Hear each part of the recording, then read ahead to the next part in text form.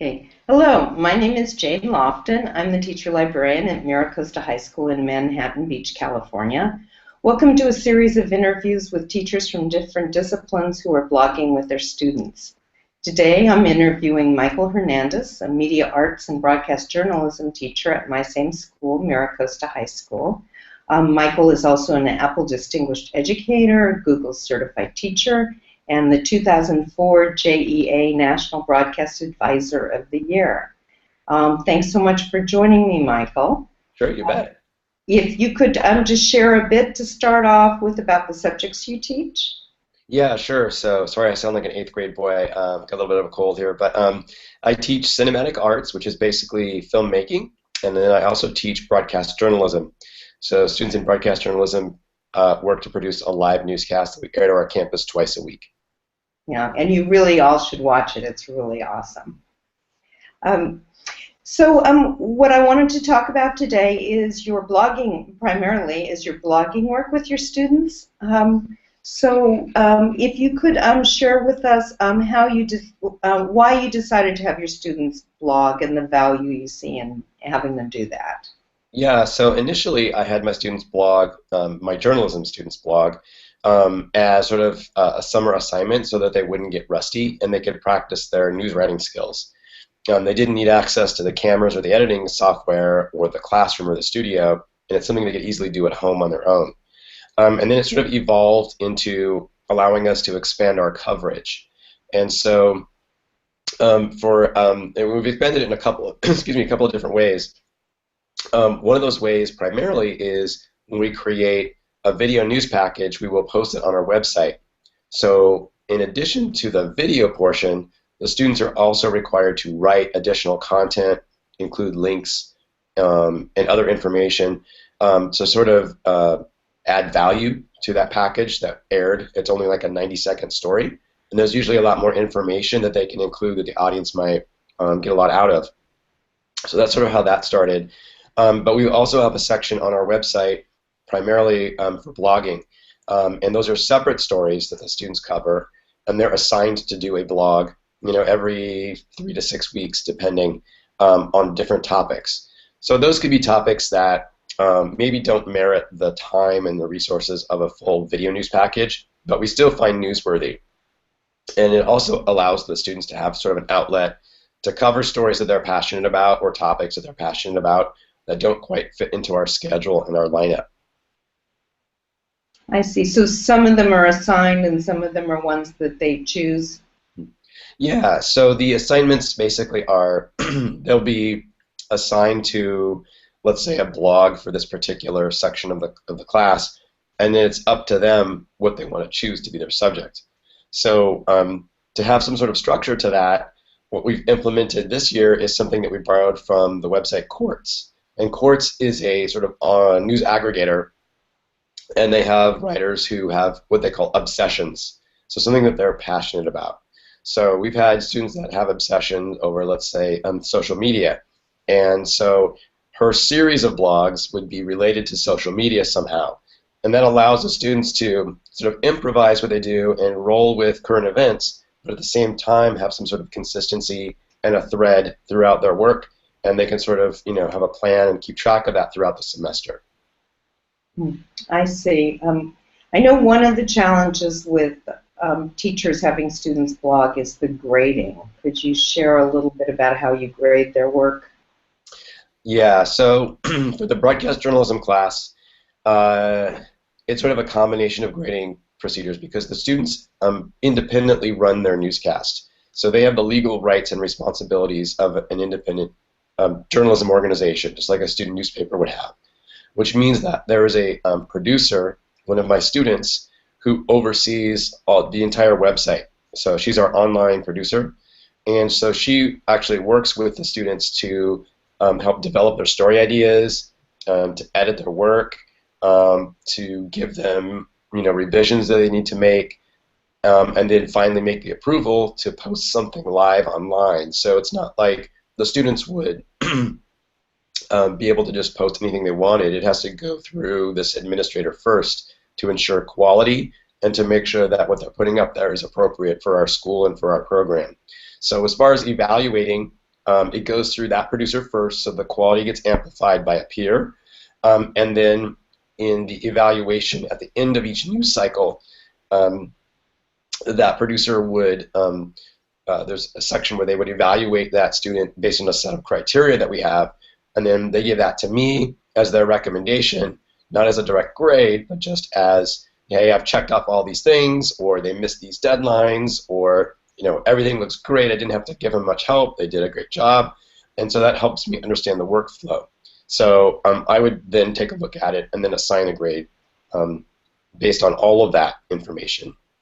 So the way I grade is sort of twofold. I think it's important that the students are able to evaluate themselves, because sometimes it means more when their classmates are able to contribute, and then I get to jump in there too as a teacher.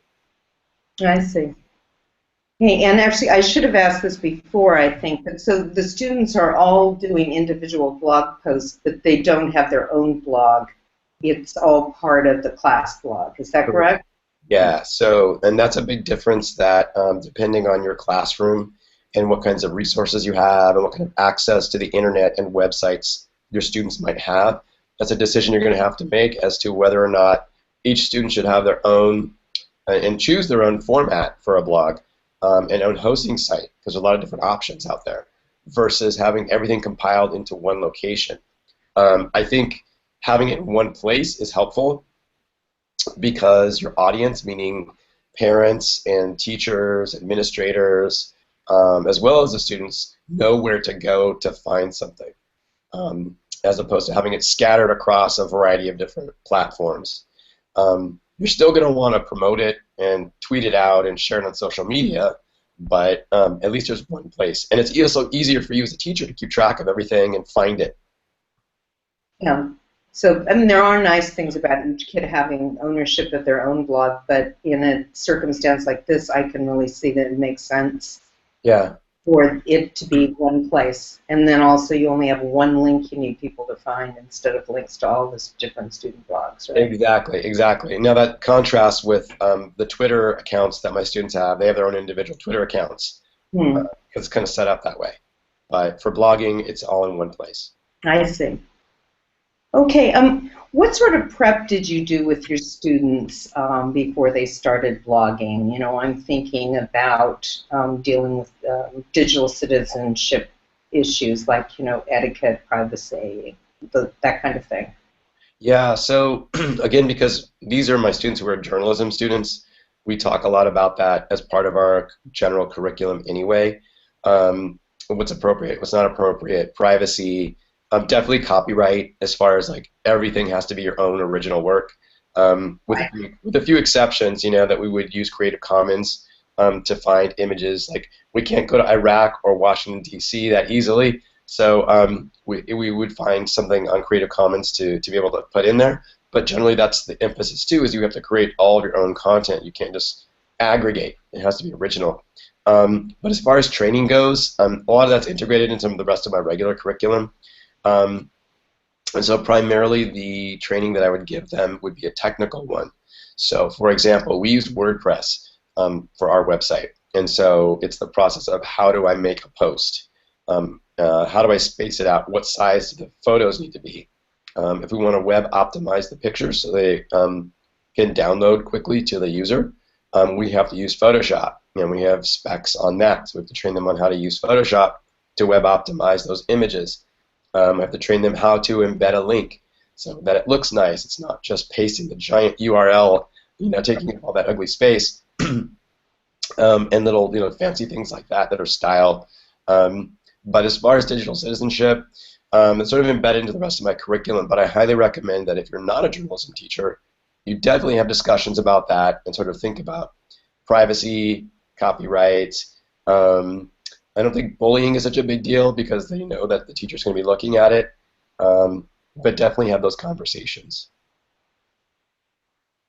Yeah, that makes a lot of sense. Obviously, they're going to be learning as they're going, but I think you need to front load a certain amount. And obviously, you're doing that already in your class, but other teachers would need to before they started. How do your students like blogging? What sort of comments do you get? Well, it's funny because at first they're like, "Oh man, I got to do this." Like it's another thing on top of their regular duties and responsibilities. But I think because I give them a lot of freedom to choose the subject matter that they want to cover, I think they have fun with it. And my current online producer is really great about encouraging them and working with them to develop their own style and be creative. And I think that's part of the great advantage of blogging is that it does allow you to express your own voice, whereas other formats it's more standardized or professional. And not that you don't want to be unprofessional, but you can, I guess, allow room for personal style and taste to kind of move in there. And I think that's going to breed ownership of the work, and they'll enjoy it more. And so I think they really like that part. I have a couple of students who have graduated, gone through my program. One of them is uh, she works actually at the newspaper at UC Berkeley, and she got that gig as a freshman because of her experience blogging, using WordPress, and doing lots of video and online work. So it's actually a valuable tool because not just in journalism, but if you think in the business world, you're going to have to create content online to promote your products or a campaign. And so I think that's really important for the kids to have that experience about how to write for the web, which is very different than writing a 5-page essay for your English teacher. It's very different than texting. It's very different than email. So I think it's a very valuable skill to have. And as far as enjoying it, I think they grow to enjoy it because I allow them the time and the flexibility to cover stories that they like. Hmm. Yeah, that sounds great. Yeah, I mean, I think the writing for the web is going to prepare them for all sorts of career opportunities. Um, do you have, can you share with us the link to where we can find your student blogs? Sure. Yeah, I'm going to screen share right now, so hopefully this will work for you. And I could show you our website for my broadcast journalism program. And hopefully that is working. And if you go to mustangmorningnews.com, there is actually a category for blogs. And if you just click on blogs, there's some other subcategories too, which is kind of fun. So we had one category called Hunger Games, and that's sort of blogs about food and restaurants. Cheap dates is like inexpensive places to go on dates. There's some other categories as well, but if you just click on blogs, you can see the whole long list of what these are. Some of them are DIY projects. Some of them are, tips. Some of them are technology. There's like a film review. So there's a lot of great things that are in here, and just kind of scroll through there. And so that's one place you can find my students' blogs. But then also I published an article in May on jeadigitalmedia.org about how and why to blog for student publications. And in here, I sort of detail how we do it, what I've just been talking about, and then also a bunch of tips on how to blog with your students and what to look for and some things to think about as you develop some blogging ideas and how to integrate it into your classroom. Now, this is developed specifically for journalism students, but a lot of these tips are applicable to anyone. So again, that's just jeadigitalmedia.org, and then the mustangmorningnews.com is the one for my high school students. So hopefully that will help you guys as you take on blogging in your own classes. Yeah, those should be great resources for ideas. Thanks so much. Sure. Could you share any problems you might have had that you might help teachers avoid having the same ones, or any advice in areas we haven't covered already? As far as challenges, I think the biggest challenge is the challenge you have in everything, which is having students complete their work on time, meet their deadlines. But having a student producer kind of in there pushing them and checking on things helps a lot too. I think to help avoid that, you can, share the best work, and we've started to do that. Like, we'll do shout outs to somebody every, like, at the end of each cycle who did something really innovative or interesting, or what we like about their style or their headline that they've written. So that kind of makes them feel good when you can recognize them in front of the entire class. So that helps. The only other thing you might run into is internet access. If your students don't have consistent access to the internet to do their blogging, that might become an issue for you. So you have to work that out. Maybe you should hunt down some free Wi-Fi locations, like Starbucks and McDonald's all have free Wi-Fi. So if they have a mobile device or a laptop or a Chromebook, they can go to those places and log in and get access to the internet. So even if they don't have it at home, they would be able to access it whenever they need to. And of course, there's the school library, right? Hopefully the school library has Wi-Fi too. Yeah. Okay, any other tips or anything that I haven't covered you think we should be? Yeah, I think you really need to think about what your goals are of blogging. I think initially when I considered doing this, and even in the students' minds, there's sort of a preconception of a blog as sort of a fluffy, sort of like journal entry, like, Dear Diary, this is what I did today. And I think it's okay. There's valuable in self-reflection, but I think you should consider having original content and taking this as like a serious writing assignment rather than just fluff or an additional thing that's sort of tacked on to your usual assignments that you give, because the world is online now. And if you don't start creating your own digital footprint online and putting your own portfolio of original content online, you're going to be left behind. And people are going to ask you, what have you written? What have you done? And you have to have a link to it. You can't just copy a paper that you've handwritten in pencil and turned into your teacher. I had a student who actually got a job, an internship on a website, writing blogs on fashion because of her experience writing blogs in my class. She was already familiar with, the style for online content. She was familiar with WordPress already, and so that was something that was amazing, and no one else had access to that and those kinds of skills. So, look at it as a serious thing. Have fun with it for sure, but don't dismiss it as just sort of an additional fluff kind of assignment that you tack on. It's a serious endeavor. It's a lot of fun. Okay, well, thank you so much. I know that the viewers are going to want to read your student blogs and that article that you wrote, and thanks so much for spending some time with me today, Michael. You bet. Thanks a lot, Jane. Okay, bye. Bye.